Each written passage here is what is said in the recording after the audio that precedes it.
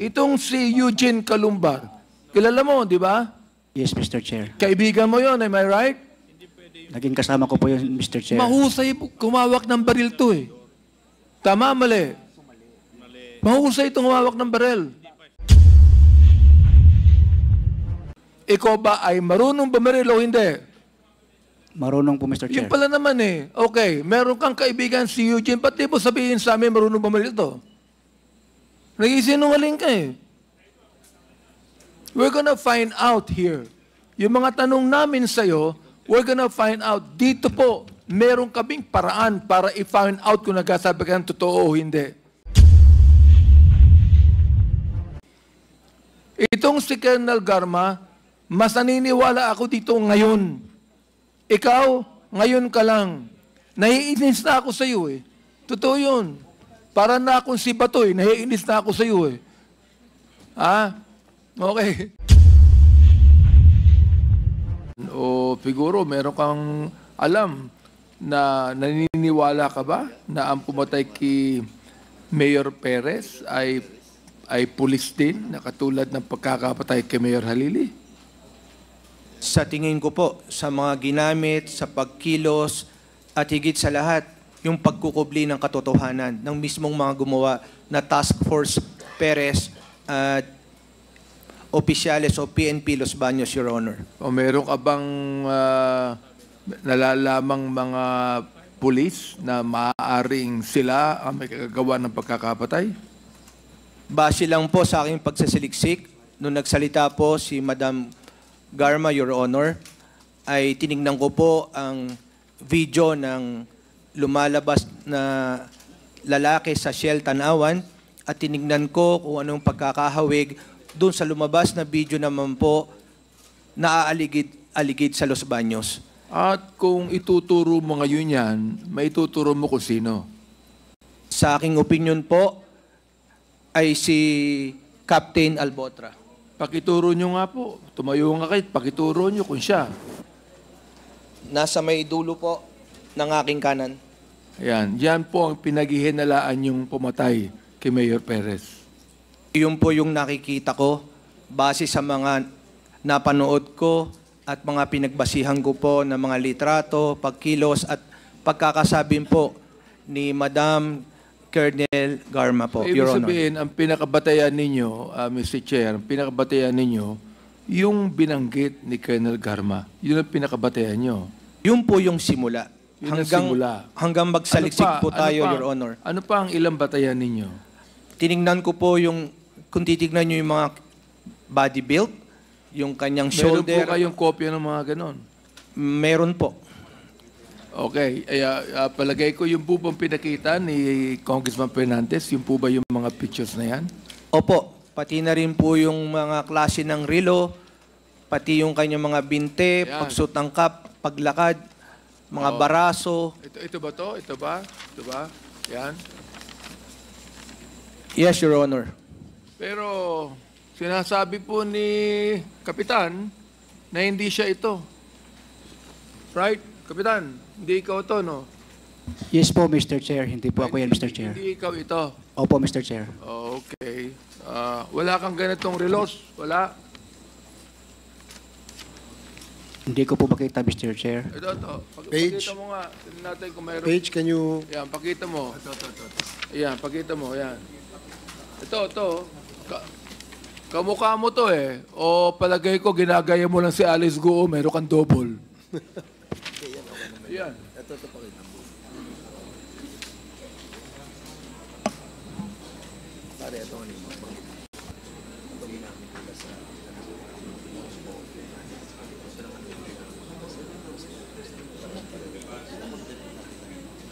Hindi, sure.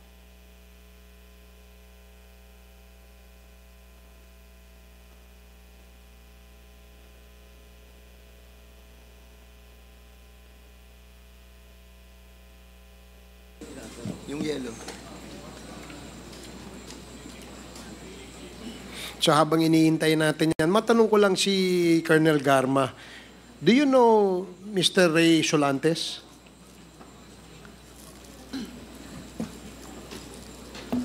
I always hear his name sa Region 7 when I was assigned there, Mr. Chair. So, member din siya ng CIDG. No, Mr. Chair. Sa Police Regional Office siya assigned. PRO 7. R2, yes, Mr. Okay, Chair. R2 siya.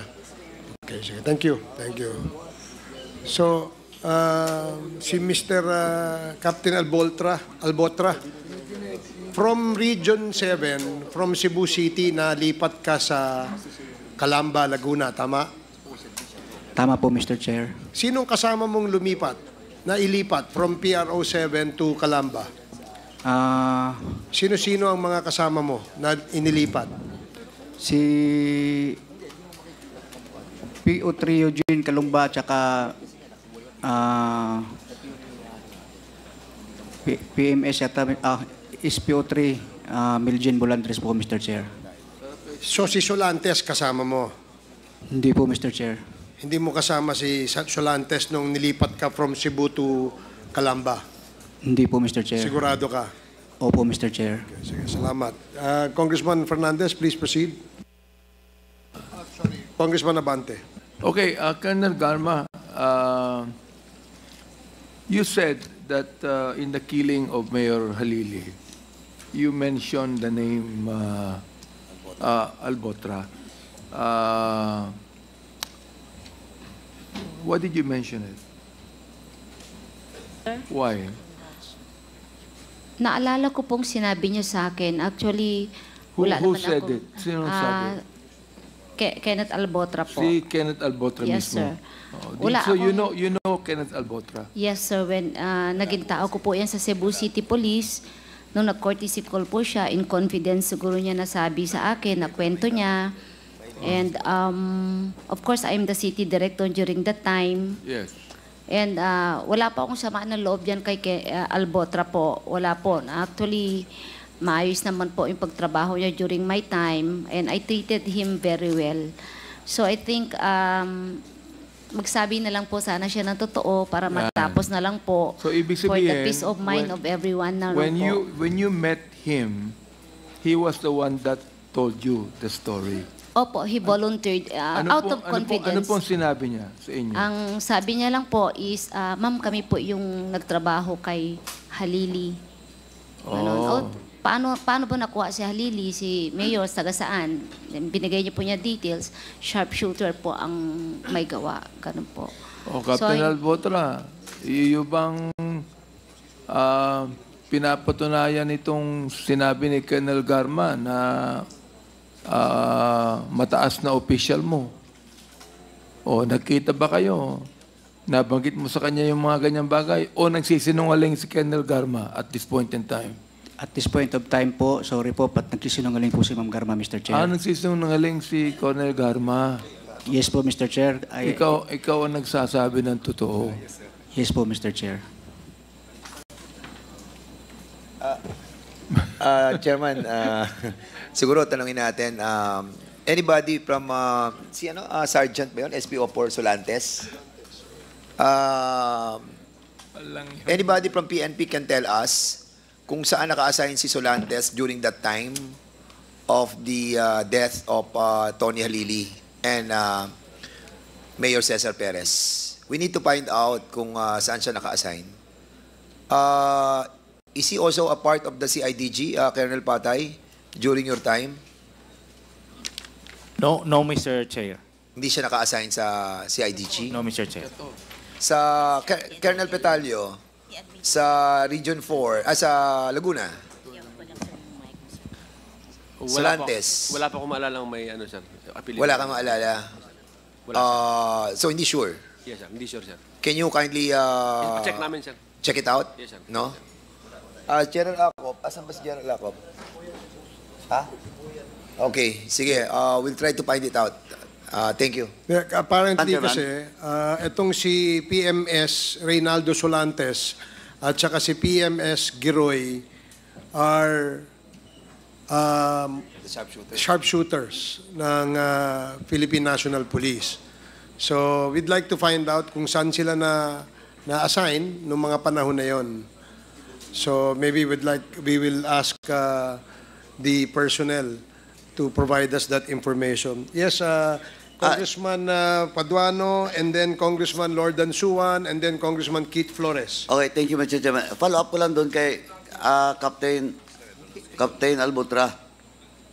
You mentioned two police personnel that were brought by you or assigned in Calamba. Sino-sino yon? Yung dalawa? Si PO3 Eugene Calumba, Mr. Chair, and... PO3? Eugene Calumba, Mr. Chair, and... Karumba? Karumba? Yes, Mr. Chair. Karumba and? I don't know anong rank, Mr. Chair. Miljen Bulandres, Mr. Chair. Bulandres. Bulandres, hindi Bilandres, Bulandres.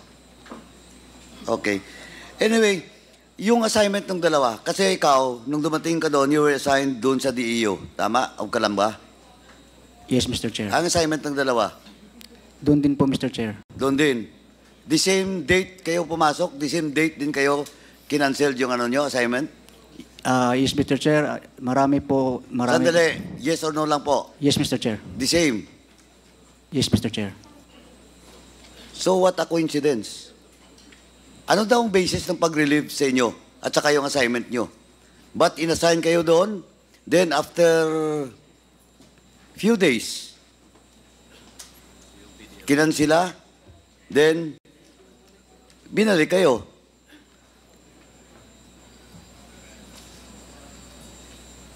Oh. Opo, Mr. Chair. Hindi, anong opo? Tanong ko, bakit kinansila? Anong basis daw o reason?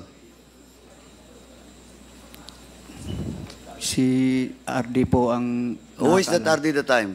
General Ted Carranza po, Mr. Chair. Si Carranza is now the OIC Mayor of Yes. Sila Cavite. Yes, Mr. Chair. Now, who is the Chief of Police the time? That was then Lieutenant Colonel Ulsano, Mr. Chair. Lieutenant Colonel Ulsano. Luzano? Ulsano po. Ulsano?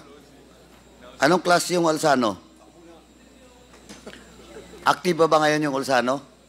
Yes, Mr. Chair. Active pa? Saan naka-assign? No As far idea as you po know. kung saan, Mr. Chair. Mr. Chairman, can we direct the PNP to facilitate the present assignment of Light Colonel Ulsano and to be invited in the next hearing? Kasi ito po yung Chief of Police nung nangyari yung Mayor Halili killing. Now, hindi ka man lang, Captain Albutra, hindi ka man lang nagtaka na you were assigned, you were relieved in Cebu. Prior to your relief, ano ba yung position mo doon sa Cebu? Station Commander, Mr. Chair. Station Commander of what?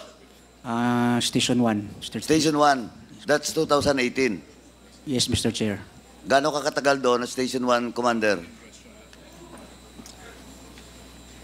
I think only 2 months, Mr. Chair, before po na-issuehan ng order, Mr. Chair. So, 2 months ka lang na Station 1 Commander, then nirelieve ka, and then assigned to Calamba, ganon?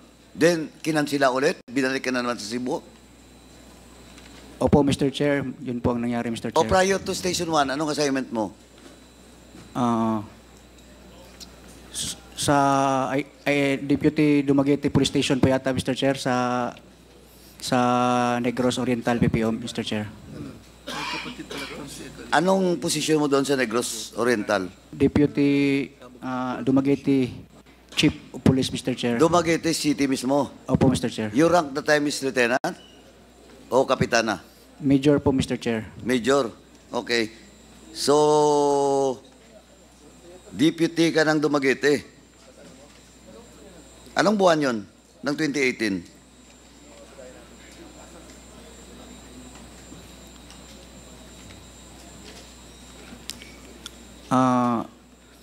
Di ko po siguro mga ano po yung Mr. Chair, mga February, January, mga ganun, Mr. Chair. December, January, February. So from Dumaguete, tama. from Dumaguete, binalik ka, dahil Region 7 yung Dumaguete, di ba? Binalik ka sa region, then you were assigned as Station 1 Commander of Cebu City. From Dumaguete, Mr. Chair, assigned po ako sa Station 1 of Cebu City. Station 1 nga? Yes, Mr. Chair. As the commander of that station. Yes, Mr. Chair. Gaano ka katagal sa Dumaguete? Madali lang po, Mr. Chair. Madali ulit? Mga ilang buwan lang? Mga 4 months siguro, Mr. Chair. Naku po. Bakit yung assignment mo? Tingnan mo tingnan mo ang assignment mo. Parang pinadala ka lang doon, tapos may gagawin ka, then ililipat ka na, i-relieve ka, balik ka Station 1, 2 months ka Station 1, tatapon ka ulit sa Calamba, matter of days, pinakansila, binalik ka ulit sa Cebu. Yung sa Negros po, Mr. Chair, yung Dumaguete is, galing po ako ng Deputy Investigation, napunta akong Dumaguete, tapos nag-schooling po ako ng Investigation Officers Basic Course, Mr. Chair. 6 months. Parang, hindi naman umabot, Mr. Chair. Pero the time, saan ang assignment mo? Sa Dumaguete, Mr. Chair. Sa Dumaguete. Yes, After your schooling, Ayon sa Station 1, Mr. Chair. andali. So, naunang schooling, o nahuling schooling before assignment in Station 1? Nauna po, Mr. Chair. Nauna. So, after Dumaguete, as deputy ng Dumaguete Police Station, Police Office, nag-schooling ka. Nung schooling po ako, Mr. Chair, doon pa po yung unit ko sa Dumaguete. O nga, pero nag-schooling ka. Yes, Mr. Chair. So, hindi 4 months. Hindi po, Mr. Chair. Gano. Pero yung regular duty mo, 4 months lang. Tapos sa schooling ka. Yes, Mr. Chair. O tapos, 4 months, then you assigned sa Station 1. After 2 months, you were assigned again sa Calamba. Sa Calamba. Then, after few days, binalik ka. Yes, Mr. Chair. Ganito po, matanong kita, bago ko balikan yung yung kay Ma'am Garma. So, nung sa Dumaguete ka, that was 2018, your rank is major. Opo, Mr. Chair. Ba't ka na-demote? Anong kaso mo? Na-cancel po yung promotion order ko po nung major, Mr. Chair, kasi po parang may problema po doon sa eligibility ko po, Mr. Chair. May problema sa eligibility mo? Yes, Mr. Chair. Ayun lang, wala kang kaso. Wala po, Mr. Chair. Hindi po yung demotion, but cancellation po, Mr. Chair, ng order. So from 2018, supposedly, major ka na, because of that eligibility problem, hindi ka na-promote until now. Mr. Chair, supposed to be magpapapromote na po sana ako ng Lieutenant Colonel, but When was that? Paano ka ma-promote ng Lieutenant Colonel na nakansila nga yung pagka-major mo from captain? Pwede ba yun? Yun po yung dahilan, Mr. Chair, kasi saka lang po nila nalaman nung naghalungkat po ng order, Mr. Chair. Kaya nung nalaman nila, yun po, na-cancel po yung last promotion order ko po. Okay. So you were already promoted as major. Yes po, Mr. Chair. Kinancel because when you apply for promotion for Light Colonel, doon nakita Yes, Mr. na Chair. may problema kasi eligibility mo. Yes, Mr. Chair. Oh, when was that? Bago lang po, Mr. Chair. I think 2 months ago, Mr. Chair. 2 months ago. Yes, So balik kapitan ka. Opo, Mr. Chair. Mr. Chairman, can we direct the DPRM to submit also the service record, and that includes the promotion and the cancellation of the reason for the cancellation of the promotion of Captain Albutra. Mr. Chair, Please. Yes, Congressman Akop. I'll just ask one clarificatory question. Ano yung sinasabi mong eligibility na wala ka kaya hindi ka na-promote? Mr. Chair, yung ginamit ko po noon na eligibility was only police inspector, and sabi po ng DPRM, nung time na nagpapapromote ako is hindi na po daw valid yun, Mr. Chair. Napolcom, can you say something about that? Totoo ba yung sinasabi niya? Your Honor, hindi po ganun eh. Matagal nang na-establish namin na merong police eligibility para sa third class, fourth class, third class, second class, saka first class. Matagal na pong establish yun. Gusto rin namin malaman sa DPRM kung nagkaroon siya ng misrepresentation, kaya siya natanggal. Hindi na po bago yung eligibility. Dapat alam na niya yun. Your Honor, baka ho sa CIDG meron po silang impormasyon. Mr. Chair, gusto yata magsalita ni Gerald Torre. Yes, General Torre, you may... Mr. Chair, can I volunteer some information because we conducted an investigation regarding Mr. Albotra.